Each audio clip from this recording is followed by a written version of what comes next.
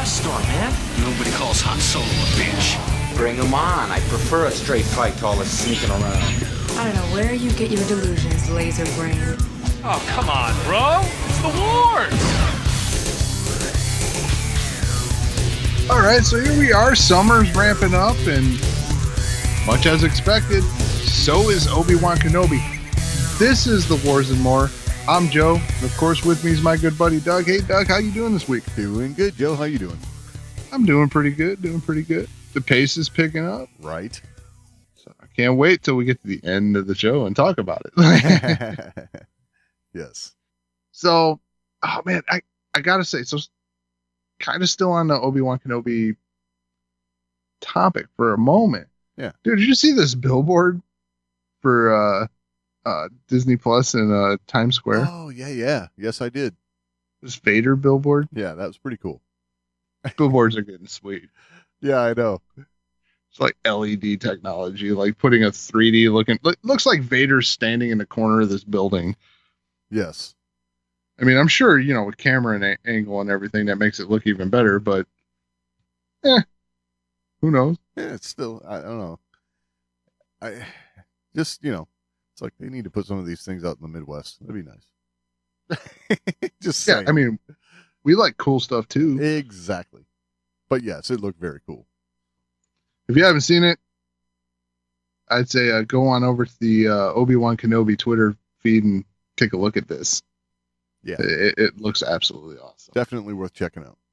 All right. So back to Celebration for a moment. So first up, John Kasdan spoke with Screen Rant. Celebration Screen Rant's article is out now. Or I think it's on their YouTube channel, interview. Okay. But he ended up talking about the potential. He wanted to continue Kira's story in The Mandalorian. The Mandalorian. Yeah. Okay. I thought that was odd placement. Like I got a great idea. Kira, we didn't really get to know her that well. We got to know her a little bit, but let's pick up her story 22 years later. Like, that feels odd. A little bit. I mean, I kind of get it where, and this might be where he's coming from here, his train of thought, but Mandalorian's got a lot of dealings with the underworld, right? Maybe, maybe there's some sort of a tie. I don't know. And correct me if I'm thinking incorrectly here, but some sort of a tie from her dealings with Darth Maul and then Darth Maul's dealings with Mandalore. Somehow that could tie together. I don't know. I mean, but let's just think for a moment that presumably with where everything left off, she'd be in charge of Crimson Dawn at this point, if Crimson Dawn still exists. Right. Yeah. I mean, do we go from her actually becoming a legit member of the power structure of Crimson Dawn, like that entry point, to in charge? That's your two bookends there. Right. Does that feel right, or do you want a little bit of that story in between filled in first? Yeah, at least a little, right? You would think. I mean, if they ran across Kira in The Mandalorian, I would have to say it would have to be like a one episode cameo type thing, But what that would do is open up the door for that middle story to be told elsewhere, which is fine, but I feel like it's so much of a jump from where she was that it would make that story distracting. Like, you'd be focused on how the hell did she get there, right? Like, how did that work out? Like, because it's not like she was like Maul's number 2 from there. She was taking over Dryden's spot essentially. But I never got the the idea that Dryden was number 2. Like he was just one of many lieutenants kind of thing. Dryden. Yeah. Yeah. Like, I feel like Crimson Dawn wasn't centered around him. Right. Like, Crimson Dawn in that sector? Sure. Yeah. And this is just based on my, EU experience with, like, Black Sun, right? Yep. They're vast organizations. To think that this could be considered a cartel of sorts or crime organization, and they got this group that's on this yacht, is asinine in my opinion. Yeah, because again, if you make it so that, let's say, Kira assumes Dryden's position and it is the right hand of Maul, it kind of makes the whole organization seem smaller. Super small. Yeah. Like, is saying lieutenant, I think, is maybe even downplaying it a little bit. Let's say Dryden's a general. Okay. Right. He's one of the generals of Crimson Dawn. Right, but there could be 5 or 6. Or a dozen. Yeah. Like, I have, if Crimson Dawn's a real player on the scene, that's still small. That portion of Crimson Dawn is still small. Right. So, like, for her to move up the power structure to be in charge, which I imagine if they brought her in on The Mandalorian, she's going to be probably in charge. I would imagine, yes. She'd have to be in order for her to be. I mean, they really kind of sold that was kind of her ambition. Yeah, exactly. So to bring her in 22 years later and she's not in charge kind of says, like, well, her ambition was unwarranted because she ain't ever going to get there. Yeah, exactly. Yeah. So to go from she got promoted from lieutenant, because I think she was considered one of Dryden's lieutenants, right? I think they said that word.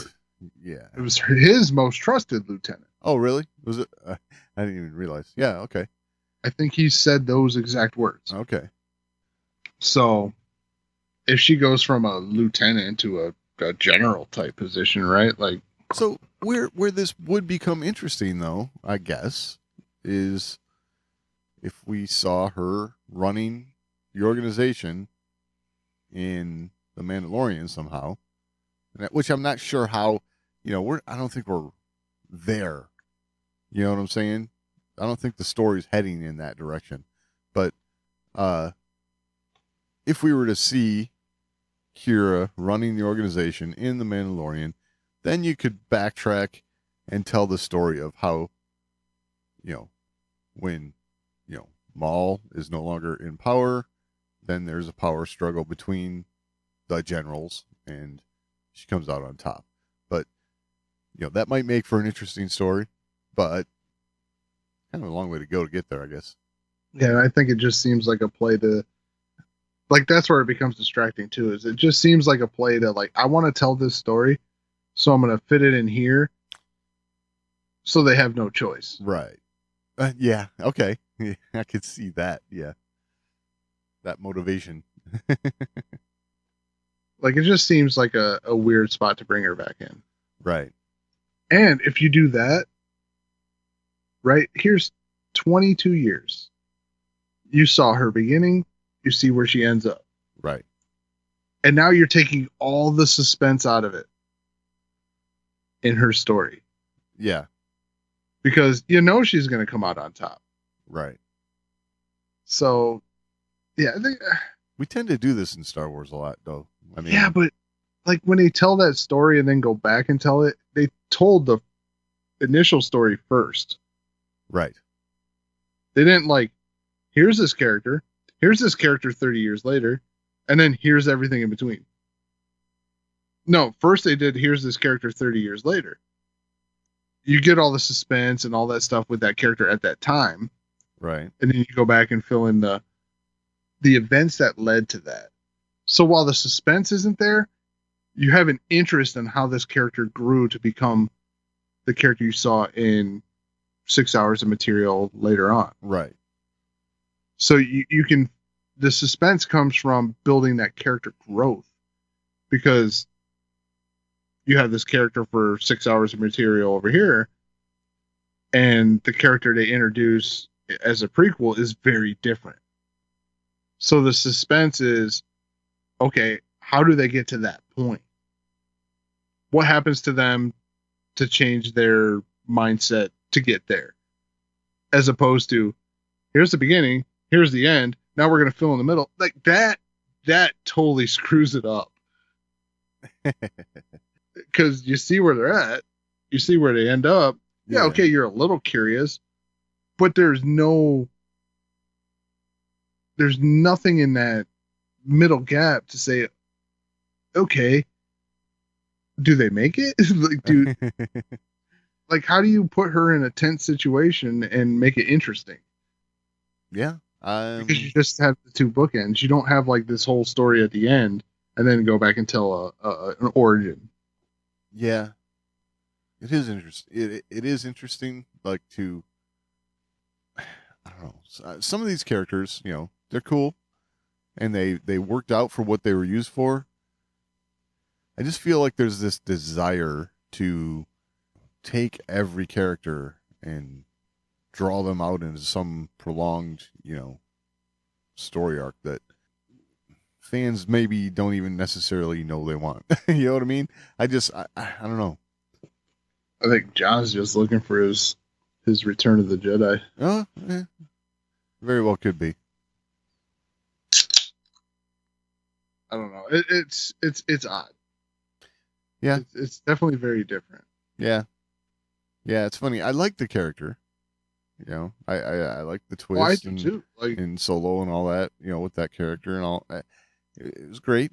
In all honesty, Kira is one of the strongest parts of Solo. Right. I haven't been following the comics, that she's in and all that, but it's Oh, wait, she's in comics? Oh yeah. Yeah. There was something to do with, and this is going to go right to what you were talking about. Apparently, just real broad strokes here, because I've only gotten this by hearsay. Apparently Boba Fett's trip from Bespin to Jabba the Hutt for his bounty on Solo was wrought with, people trying to steal Han Solo from him, and, this and that. And there was, apparently somehow, some way, Kira comes into play, and, I don't know. But all of that stuff, it's like, okay, that's probably the best place for her story to play out, to be honest about it, is in a comics or a book or something, It's, I mean, I could definitely do it in the comics. Right. Let's be real here. Like, I tried to get into the Marvel Star Wars comics after the Disney acquisition, and I'm sorry, they're just terrible.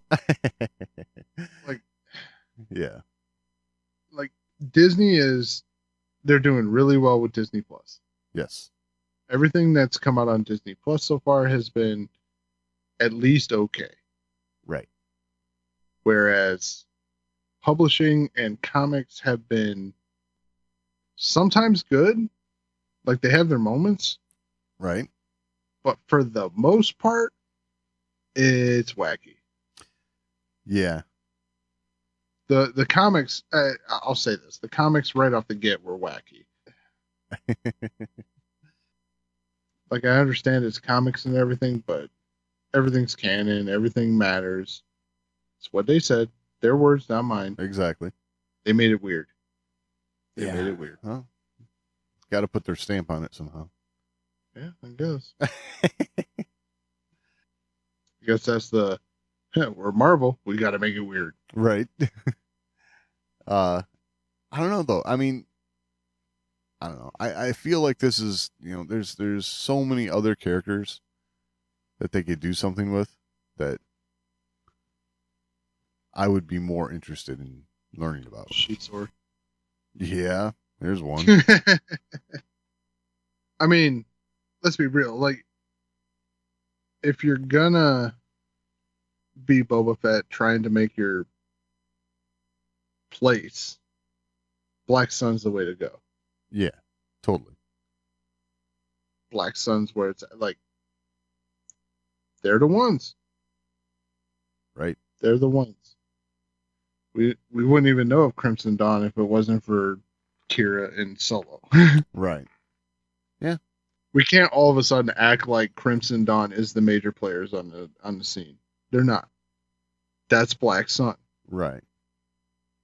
I mean, and that's already canon. Yeah. So, yeah, hard to make that move. I mean, if you're gonna, I don't know. I could foresee. I mean, you're going almost into other genres here, you know, and which they've kind of done with Boba Fett, or Book of Boba Fett, but you know, you could go large scale with something about Black Sun, Crimson Dawn, Pike Syndicate, you know, and all fighting for market share in the galaxy kind of thing. That could be interesting,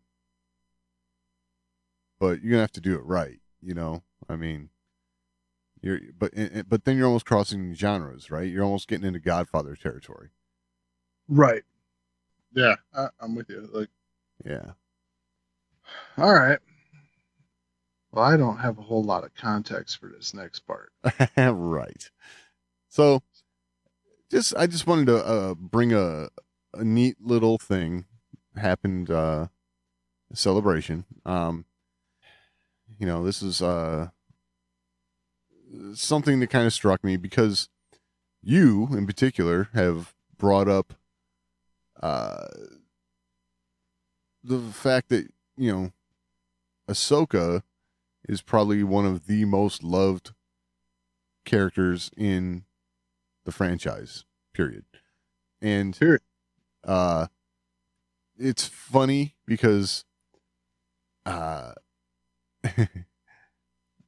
what was going on here, I think so. Ashley Eckstein was hosting the 20th anniversary panel for Attack of the Clones, right? And when Ewan and Hayden Christensen come out, you know, there was big applause. You know, she asked a few questions of Ewan, and then when she goes to Hayden, I'm sure you've all heard this, but pay attention to it. I think a little bit of what is actually going on in the minds of all the fans might have been lost on Hayden a little bit here, but I think you get the idea of what everyone was thinking as this happened. Well, Hayden, and nice to meet you, Sky Guy.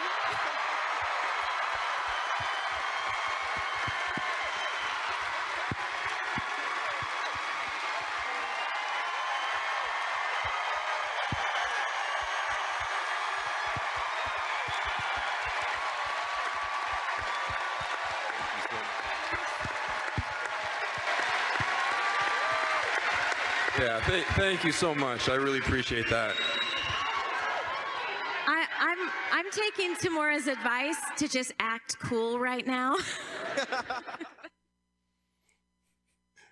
So, in my mind, that is everyone thinking this is the original Ahsoka talking. To the original Anakin. The original Anakin, exactly. And, you know, I feel like there had to be some of that playing into all those applause, you know? Oh, absolutely. Like, and you can hear it, like, they said Hayden, and the second she said Hayden, everybody was losing their mind, so there was part of that. Sure. But when she said Sky Guy, nice to meet you, Sky Guy. Oh, yeah. It rose a little, and it continued longer than necessary. Exactly.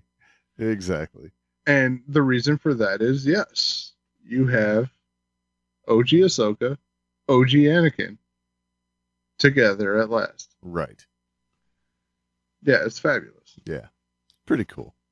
And I will say, like, I can see why it's maybe lost on Hayden.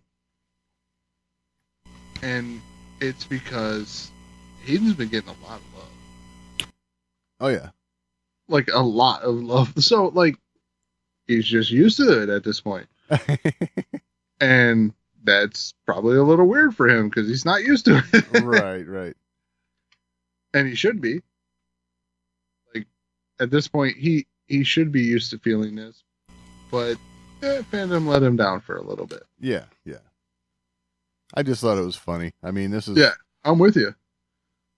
It's a little funny because it was more than just, hey, it's Hayden.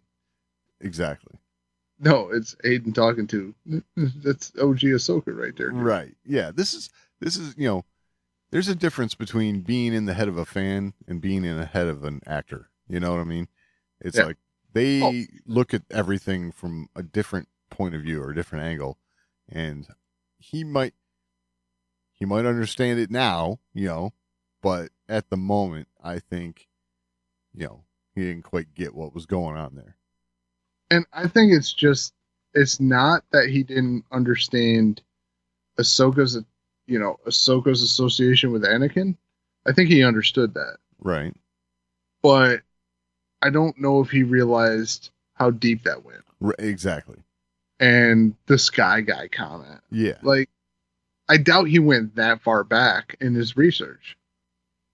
I'm sure when he was getting ready for Kenobi, Rebels might have been on the...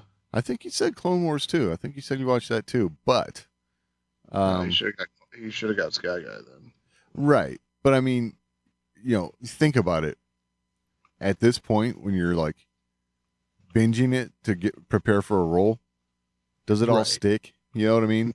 No. And at the same time, even if it did stick a little bit, does it enter your mind in that craziness? Right. So, for Ashley, she's been doing this for a decade now? Oh yeah. Yeah, for sure. At least.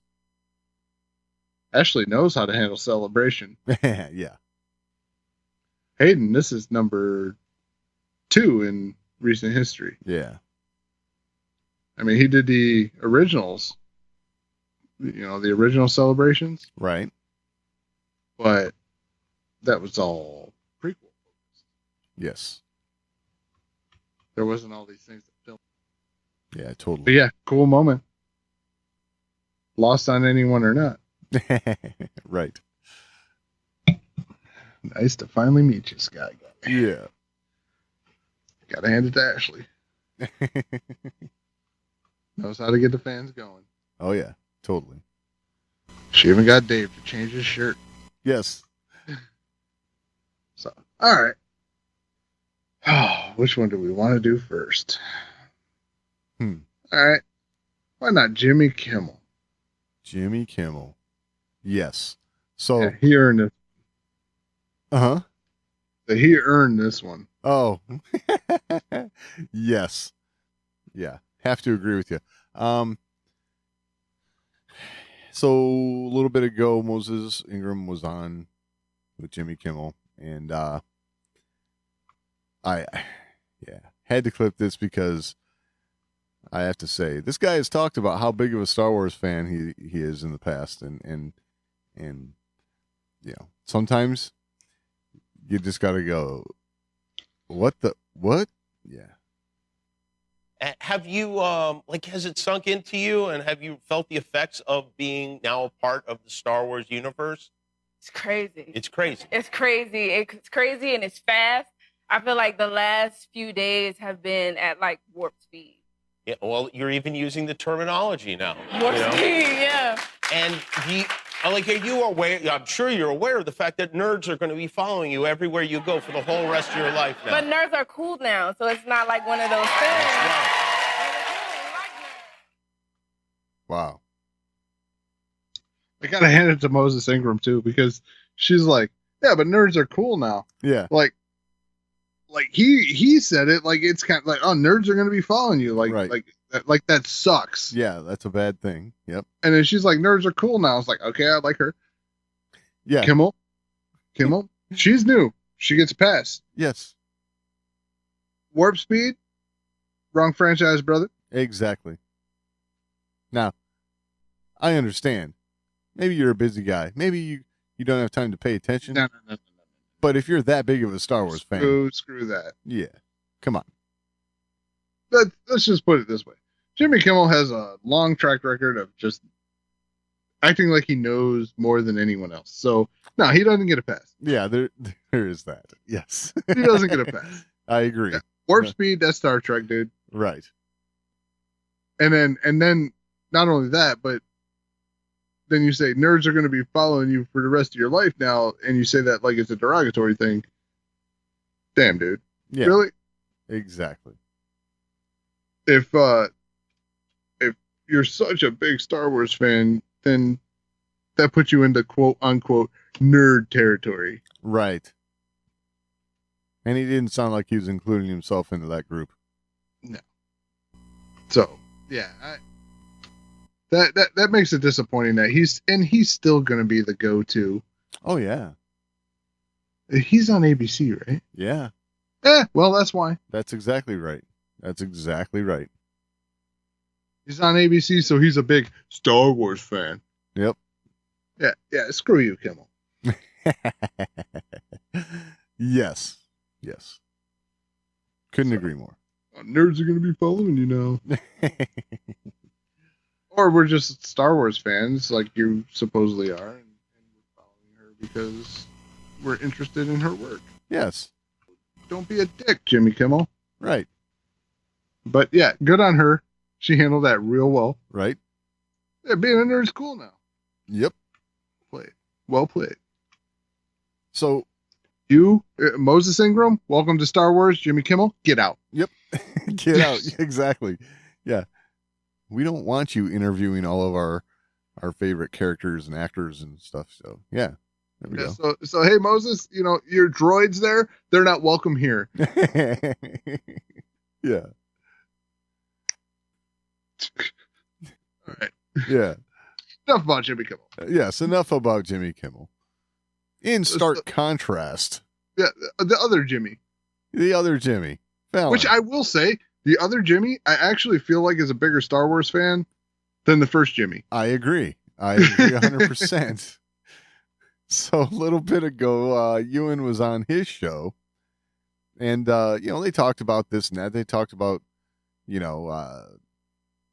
all kinds of stuff. A lot of the same stories that we've heard Ewan talk about before, and this is one we might have heard of like long ago from Ewan, but here it was. I just thought, my God, if I ever was someplace and saw this happening, yeah, I'd probably pass out. But I heard this very funny that you sometimes do like a Jedi type hand move where you pretend to use the Force, but just for your own amusement. Do you know what I'm talking about? Like a automatic door. I can't help myself. Dude, I would freak out if I. So you go to the grocery store in the airport or something. There's always in the airport. There's always automatic doors. I always do it for myself, but I also hope somebody sees me do it. Yes. If I'm just walking through an airport and I see Ewan McGregor wave his hand at a door and it just opens, that's it. I'm like, yeah.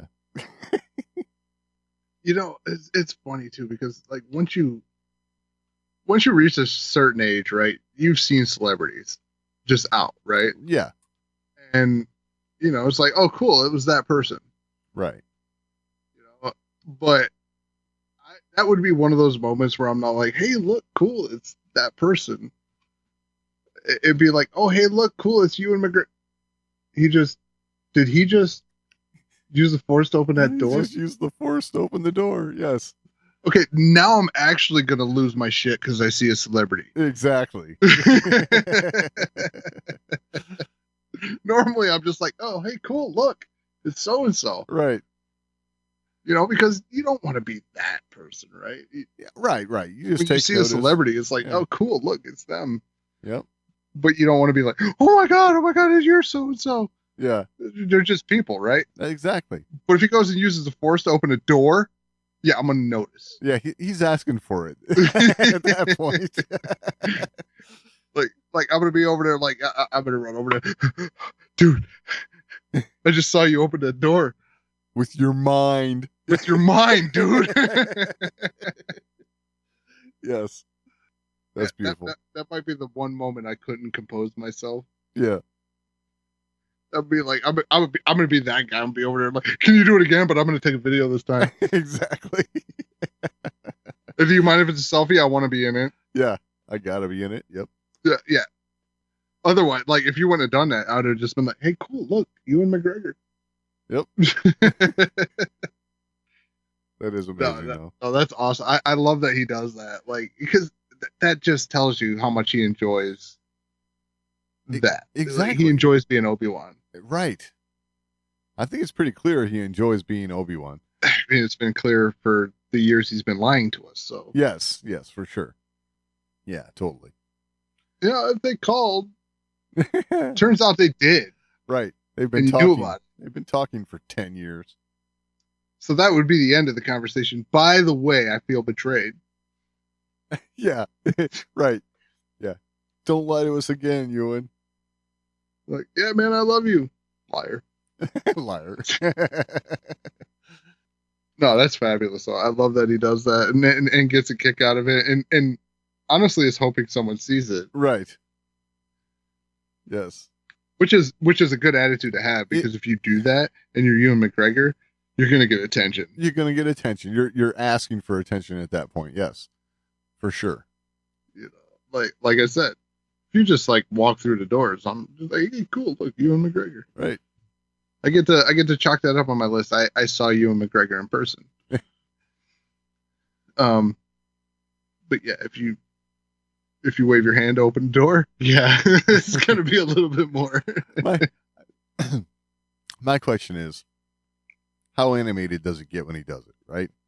Is it a subtle little wave, or does it like get the whole stance going and like? No, I think it's like Force when push he it. snuck on Padme's ship. Right. I think it's like that. So Oh, it's just the kind of little- like the it's two-finger- just a thing I do. Yeah. Gotcha. So it's very nonchalant. He's not going to be like super animated, but he's going to walk up and he's going to be like, just two fingers. Yep. Right. Yep. Two fingers. Open. That's hilarious. He's a professional. Yeah, he's not going to true. oversell it. True. Oh, that's hilarious. But yes. Like I said, I love that he does it because Yeah, you know what's great about that though, is I used to do that when I was a little kid. Mhm. Walking into a store, yeah, you wave your hand at the door. I use the Force. That's. Have you ever done it as an adult, Doug? Huh? Have you ever done it as an adult? Of course I have. What are you talking about? Okay, just clearing the air there. Yeah. Like we've all done it. Like you just, you're in that mood, right? Yeah. You walk by, you do it, and you chuckle. Like it's right. The thing is, But when you were a kid, like you were like, you believe that shit. Like, well, I mean, it's that bringing out the kid in you that Star Wars does. I mean, yeah. it does it for us as fans, and Ewan too as a participant in it, and that's the cool part. So, I mean, I'll tell you this: after hearing this, I'm gonna do it next time. Right? Yes. And I'm gonna feel validated. I mean, like, and if anyone says anything, but like, look, yeah, Ewan McGregor does it. Right. If it's good enough for Ewan, and shame on anybody who comments on you doing that. Yeah. Are you telling me you don't trust Obi-Wan Kenobi? Come on. Yeah. He's our only hope. He's our only hope. That's right. This is how we survive today's world. Yes. Totally. That's great. I love it. All right. What a fantastic segue. Yes. I was thinking the same thing. Is it as fantastic if you say it's fantastic? I don't know. I think we ruined the magic now, but I'm doing it anyway. yeah. Just wave my hand here. How's that? Yes. This is the segue you're looking for. Exactly. So part 4. Right. All right. So I'm actually going to say, like, I always do this, right? Overall, right? Yep. But I'm just going to say overall, this is my favorite episode so far. Yeah. So far, this episode absolutely nailed my expectations for this series. This is what I wanted to see. Right. And honestly, it's one of those episodes that when it happens, it makes a lot of other things like, oh, cool, that was leading to this moment. And that's what we've had up till now. Yes. Right. We've So had a lot of building, and this is starting to, yes, it's starting to get to what we want, the meat. Right. I still have one complaint. Okay. And that's the whole Vader, like literally he blew out that fire like 30 seconds ago. And, you know, not only did he blow out the fire, but before that he was dragging Obi-Wan with the Force all over God's green earth. So I don't understand why this was an impediment. So that still, I'm like, yeah, that was weak, right? But other than that, I think we're in a really good place. This episode put us into a really good place. I think they've done a good job so far. So I guess with that, let's hear your any additions to the overall. Well, I mean, overall, yes, I really dug this episode. The broad strokes, right? We are infiltrating an Imperial a base, and you know, the base from Fallen Order.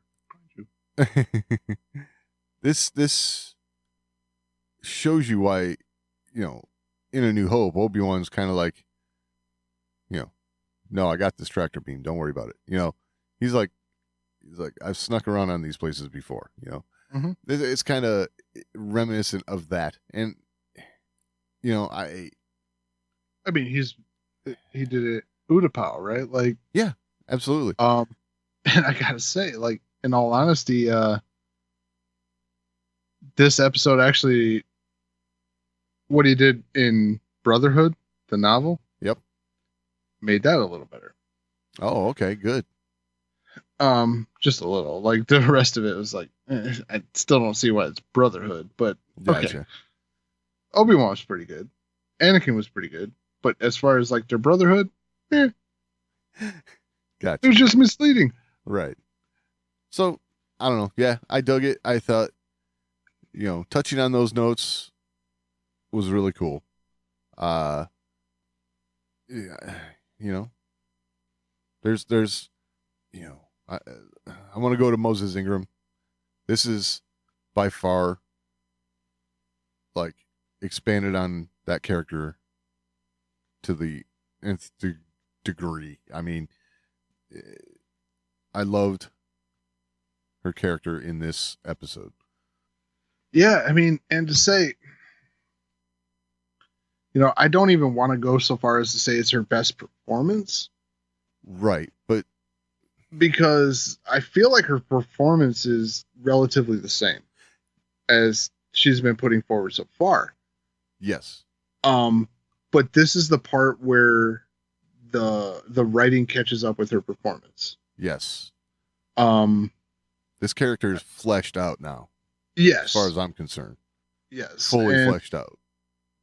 You know, we saw her, like, even her moments and, you know, like her interrogation of Leia. Initial interrogation. Yeah. Where she tries to put forward the sympathetic, right? Oh, yeah. But, like, her delivery,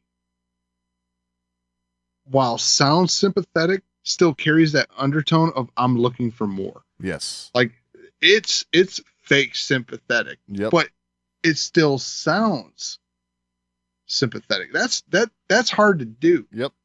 Absolutely. Right? Yep. So it sounded sincere in delivery, but at the same time still showed her her goal. Right. So I really like that. This is, like I said, this is the character that we've been seeing. Her mannerisms, her delivery, everything's the same. Right. But the dialogue caught up.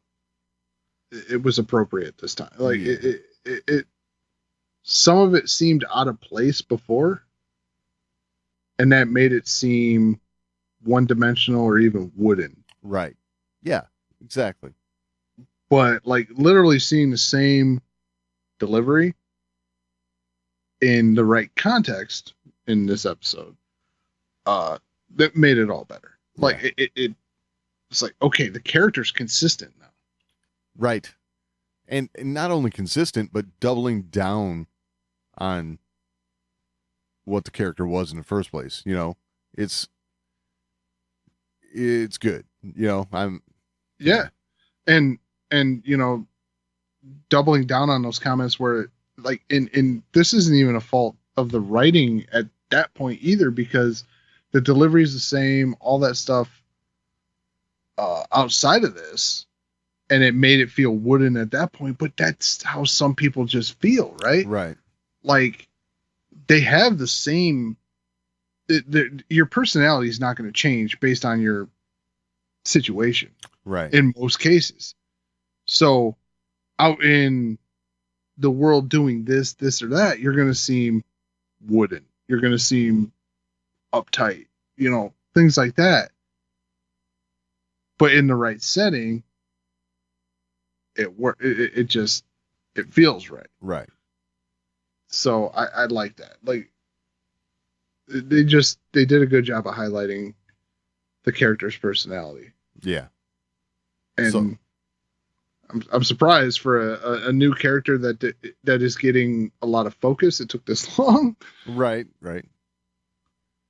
To really give it the focus it deserved, like the focus they deserved, you know. But yeah, I'm with you. I really like Reva in this episode, and just doubling down on what I said before.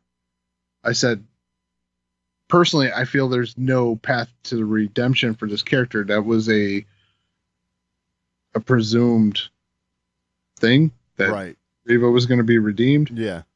I'm doubling down. No way. Right. Yeah. I think at this point, there's no way for that to happen. No. Reva's a bad guy. Like exactly. And good. We need that. Yeah, exactly. We need that. We need a character that's not like destined for redemption. Right. Now, I have to say I'm a little baffled still. More so now than I was last episode. Because in the interrogation of Leia, Reva reveals falsely that Obi-Wan is dead. Mm-hmm. So Leia knows him as Obi-Wan. So that just goes right back to what we've talked about before so far in this how does Leia's message to Obi-Wan in episode 4 work? You know, here's why. Uh-oh. I'm just this is just me spitballing, right? Like here's an idea. I don't think she wants to use like, hey, remember when you saved me last time? No, I think she's appealing to just his larger involvements. Okay. But there's this bit of, there's a sense of, I know of you, but don't know you in that message. But let's keep in mind, she's 10 while this is happening. Yeah. So this, I would think would be one of the more significant highlights of her life. You know what I'm saying? Right. And she would remember him. She would remember him. And I don't feel like she was saying, you know, help me, Obi-Wan Kenobi, you're my only hope. Like she didn't know him. like the more I think about that delivery, it doesn't seem like she had no idea who he actually is. Like she couldn't picture an Obi-Wan Kenobi. I feel like she could. The thing is that whole, you fought with my father during the Clone Wars. That's a hey, that's to jog your memory type thing. It's like he knows but who at the same Bail time is. At the same time, could it be being used to broadcast the severity of the situation? Like, look, what you're being asked to do is going to bring you into another Clone Wars like moment. You're about to re-enter war. And that's where we're at right now. Like, our current situation is we are about to enter open war with the Empire. So then, for me, that goes something like this. You fought with my father during the Clone Wars. You've helped our family out before. And go on. You know what I'm saying? Because I understand what you're saying, but it seems like there's something missing from that message then. Agreed. But at the same time, Leia, being the diplomat that she is, going to utilize what she's going to see as the most important words to use to convince. And at the same time, I don't feel like she doesn't know who Obi-Wan Kenobi is. I feel like she knows who he is. It's not just a hearsay, like she heard her father talking about him, or, her father said, hey, if you ever have a problem, call Obi-Wan Kenobi. Like, I don't feel like those are the reasons. So, with that in consideration,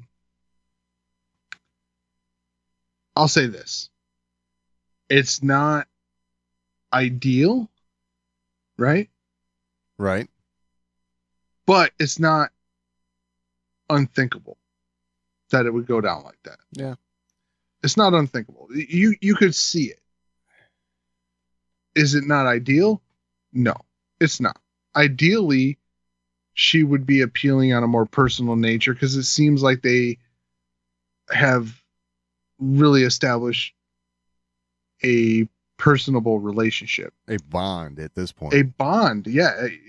Honestly, a bond at this point. But it is not unthinkable that message could have come out of where we're at. It's not ideal, but it's not unthinkable. So I think it's still okay. Well, I'll say this much. We have 2 more episodes to go. I'd like to see that addressed somehow. And I think we still might. So we might. I will say this, though, Doug. I do think that's unlikely that they'll address it. I think what they're doing right now, they don't see a true roadblock. There's nothing that's blocking them from doing what they're doing right now. Like I said, is it ideal? No. But they're just looking at it as like, look, if we bottlenecked ourselves this way, it would be harder to tell this story. And we wanted something that was good enough to bring Obi-Wan out. And I think from that mindset, this works. Because Leia being kidnapped, his mandate's Luke. What's good enough to make him walk away from, not walk away, but in his mind, neglect his duties to Luke? The only thing I think that's good enough is Leia. I think they're playing that wise. If he went off because there was some trade dispute, that'd be because he was the negotiator. Like, that would be bullshit, right? Like, I get all that, but I understand what you're saying, and that's why I say it's not ideal. Right. Period. It's not ideal. Yeah. But I don't think there is an ideal. With where they left in episode 3 and where they started in episode 4, there's not an ideal to draw Obi-Wan out. So they got to play a little bit. Well, we'll see. I I still think that something could be, done or said to kind of address it. And they could. I just, based on how they've handled things so far, I don't think they will. Right. I think they're just playing with that little bit of gray area. I don't think Leia's words lock their involvement together out. I don't think they do. I think based on what we're seeing, it could have been a little more personable, but that's why I say it's plausible but not ideal. And in all honesty, they're doing I think they may actually, now that that's kind of coming to my mind, they are really, really hitting on her mother, like talking about Padme a little bit without saying Padme. Right. And think about how Padme handled things. Right? And the hiding the relationship with Anakin and things like that. They're making Leia more like Padme with that move. With, you helped my father during the Clone Wars, completely ignoring their personal bond. It's totally like Padme speaking of Anakin. Yeah, I get what you're saying. I just feel like Star Wars fans, they have to know that they're gonna feel kind of this way. Right, but say that message just gets intercepted right away. If she automatically ties herself to being a Jedi sympathizer, things like that, like at least this way, she's got a little bit of wiggle room. Maybe.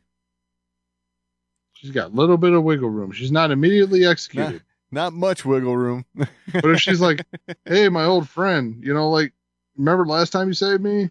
I could use that again. I miss you. Right. Yeah, dead. Yeah, but I still don't think there's much wiggle room there. I mean, that's what. It's not a ton, because if Vader hears her talking to Obi-Wan Kenobi, that's going to be the end of it. Right. But I don't know. Just thinking Star Wars, all the Padme kind of references that aren't spoken. That's the best part. Yeah. I don't know. We'll see. I mean, see if anything happens there or not. It'd be interesting to see. But I know for me personally, I'm kind of like, I don't know if I need something there. I think I feel good enough where we're at. Like, it's not the end of the world, but yeah, there is a. That's the beauty of it, though. Like, we can all have different opinions here. Oh yeah, totally. But all right. Yeah. I think we spent enough time on yeah, other stuff. Yeah, there's other stuff to talk about. So, Obi-Wan, his Force ability, right, seems to be coming back to him. Yes, incrementally. Yeah, it's pretty cool how they do that. How, in those moments where he actually needs it, it's there. It's coming back. Yeah, and like I like that they're doing it too. It's not without struggle. Right. So each time there's a little bit of struggle to it. But at the same time, it's there when he needs it. Right. And I think they did a good job with the lead up scene there where he's trying to pull something to him, and he's really struggling to do it. And he gets kind of a, well, do you care about Leia? And of course he's thinking, yeah, of course I do. Right. Figure it out, dummy. Like you got to get it together. Like, you have to figure it out. Exactly. If you care for people, you have to figure it out. It's not about yourself, which that's the Jedi way, right? Right. Selfless. And I can see after everything that went wrong and with Anakin and like why that selflessness might elude him. But the second he starts thinking about everything being bigger than him as an individual, it's coming back.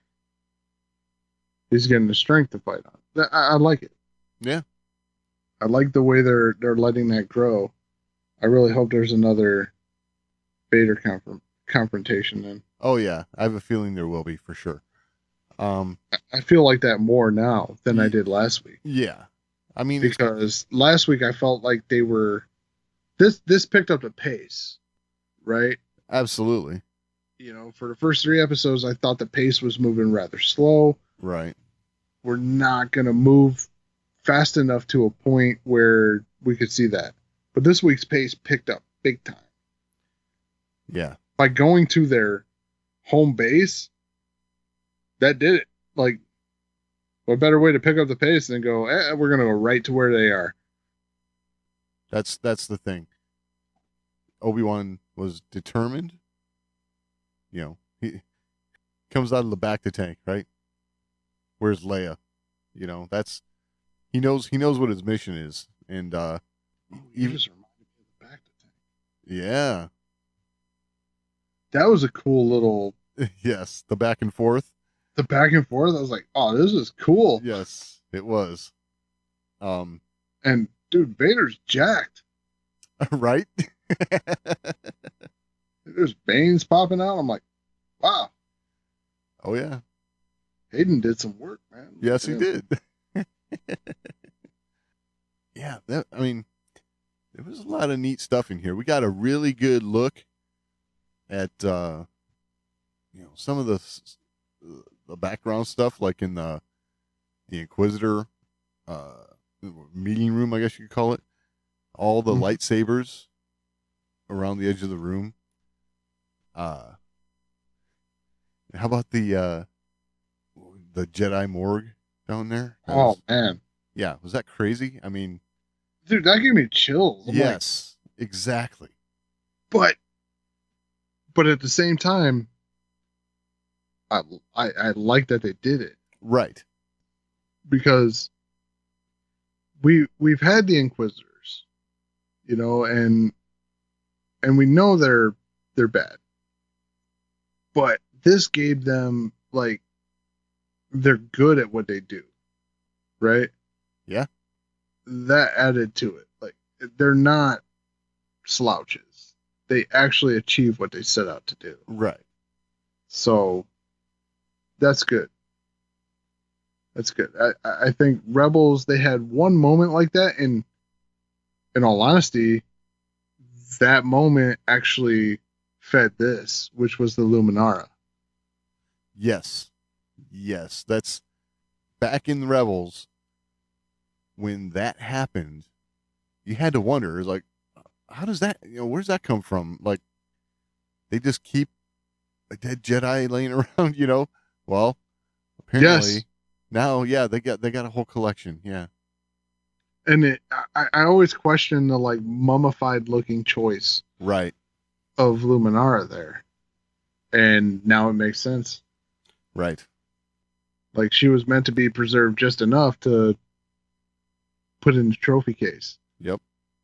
No, I it's weird to say. I like that.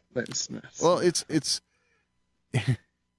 I like it as a story element. Exactly, as a story element, it shows just how how evil, I guess you could say, they are. It's I don't know a better word. But yeah, it was pretty gnarly. It certainly made you feel something. You know what I mean? Yeah, it was evil, effective. Yeah, cold, like ugh, ooh. Yeah, also how effective they are, right? Like, right. They like I said, they really kind of needed that because they showed up in Rebels, and with the exception of Luminara, what did the Inquisitors achieve? Like, what was to be feared? Right. So, I think that also had to do with the medium. I mean, Yeah, I mean, medium, time constraints, just all kinds of things. Like, yes. Luminara was there to kind of give you a look, they're bad.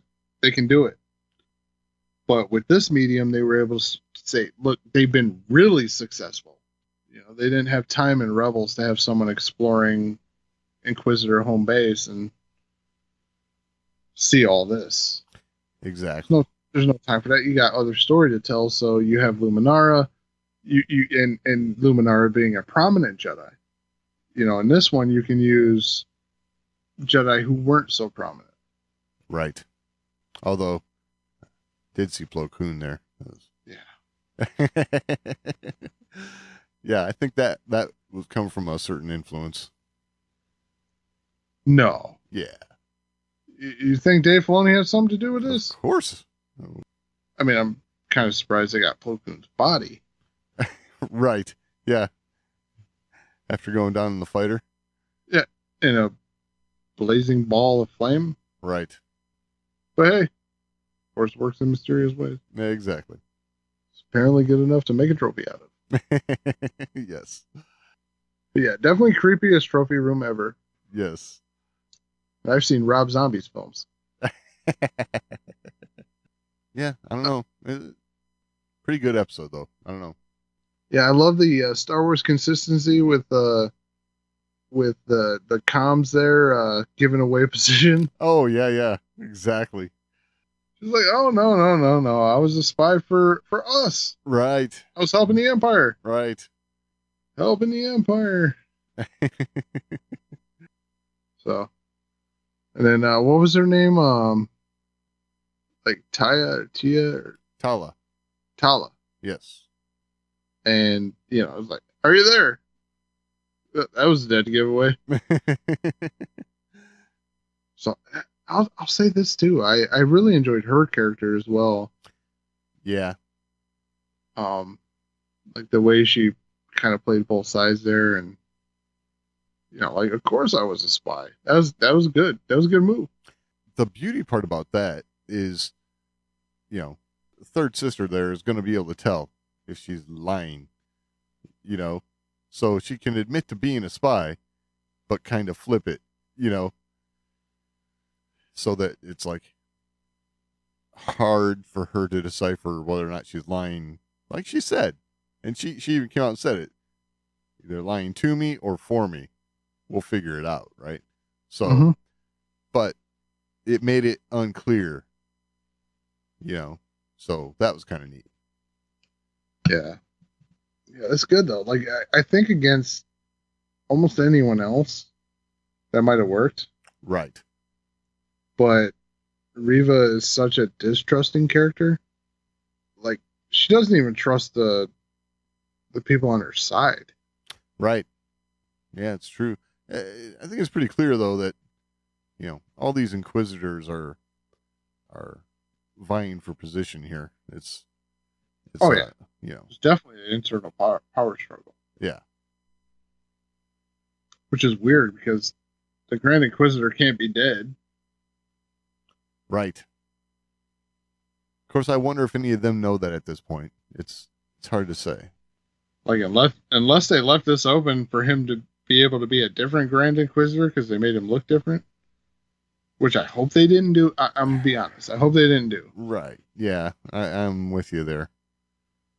But at the same time, you got to wonder. Like he seems to be out pretty long, given. Of course, that'd be a hefty wound to recover from in a bacta tank. Yeah, on Earth.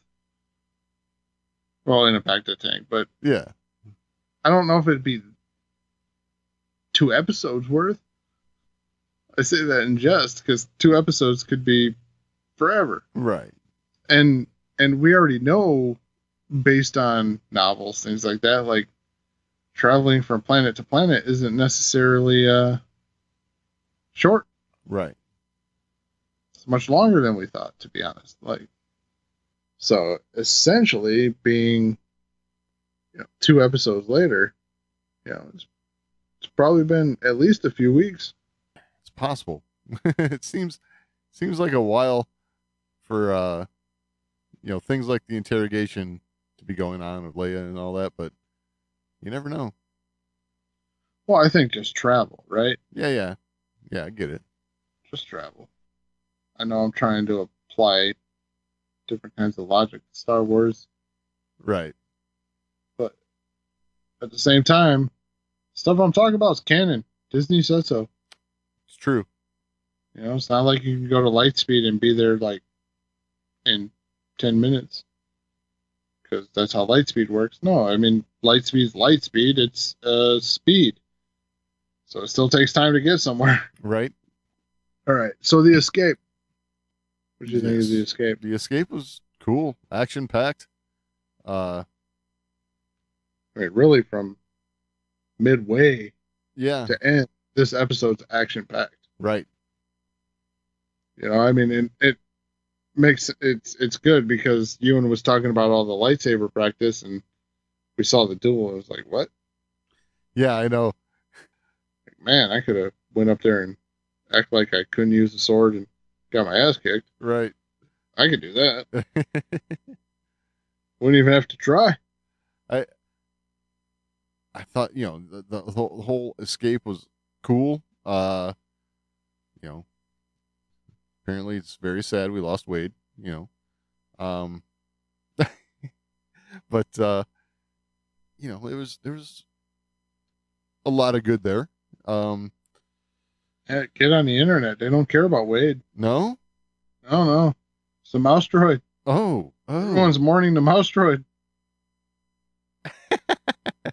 That was funny. You see a mouse droid on fire, I must say. You know, it was all good stuff. I dug it. I think it sets us up for well, what really sets us up is the following scenes, which I thought, again, Hayden did an excellent job, along with James Earl Jones, showing the anger in Vader coming at third sister here. Yet she had a ace up her sleeve. And again, you see the fifth brother is like reveling in watching her get chastised by Vader and almost killed, and then it doesn't happen, you know? Right. Yeah, it was good. It was good. It was good. I love the pace too, right? Of Vader walking up that hall. Oh yeah. Like when you see Vader moving that fast. Oh yeah. Watch you instantly saw it and you're like, oh, he's pissed. Exactly. That's what I was getting at. It's like, ooh, that was not good. That was bad news for her. Yeah, I will say this though. Yeah. When she mentioned like I put a tracker on their ship, I was like instantly like, well, when the hell did you do that? Oh, really? Like, how the hell did you put a tracker on their ship? And then you see the droid at the end. It's like, oh, I'm stupid. I was gonna say, as soon as she said it, I knew. Oh, you thought of the droid? Oh yeah, because she. I wish I was as smart as you did. Oh, stop it! But she held that droid, you know, and it was like, aha, that's it. Oh yeah, it all made sense when I'd seen it. So yeah, the second I seen it, I was like, oh yeah, that makes sense. Before that, I was like, doesn't make sense. How the hell did you put a tracker on her ship? It was there for like, what, 1.2 seconds? Right. No, but all in all, absolutely fantastic episode. This right here, what we saw in this episode was exactly what we were expecting out of the series. Yes, exactly. So, yeah, kudos to them. Glad we're picking up the pace, and I just expect 5 and 6 to just carry this momentum. That's what I'm hoping for too. I want to see this finish it off for us. Like, I wouldn't be surprised to see it slow down a little. Oh, really? Well, yeah, because once again, Obi-Wan's in exile. He's trying to lay low. Like, I didn't expect a super fast pace out of the series to begin with. Right. So I expect it to slow back down. But the fact that we had this middle intensity, I think will really add to all that. Gotcha. I think it's gonna be a slow entry, slow exit, but that middle is going to be all important. I could be wrong. Yeah. Well, this is the company that learned from Marvel, so it might just be fast paced till the end. Right. Well, I think we definitely have to see another confrontation with Vader. I still think that Vader has to leave the situation thinking that he might have killed Obi-Wan. So, yeah, that I think we need to see in the next couple episodes. At probably the final episode. Yeah, and I think the lack of confirmation on what happened with Obi-Wan at the end of this is going to enrage Vader so much. We know what's happening to Reva here. Oh yeah. Vader's gonna finish the job. He's demonstrated that he has no problem with getting rid of some Inquisitors. Right. So, all right. Well, if you have anything to add, you can always email us, show@thewarsandmore.com. It's the best way to get a hold of us. We're also on social media, at The Wars and More on Twitter, facebook.com/thewarsandmore, at The Wars and More on Instagram. Find all that and all the ways to find the show over at thewarsandmore.com. Any final thoughts this week, Doug? No, I think that about covers it. All right. We will talk next week.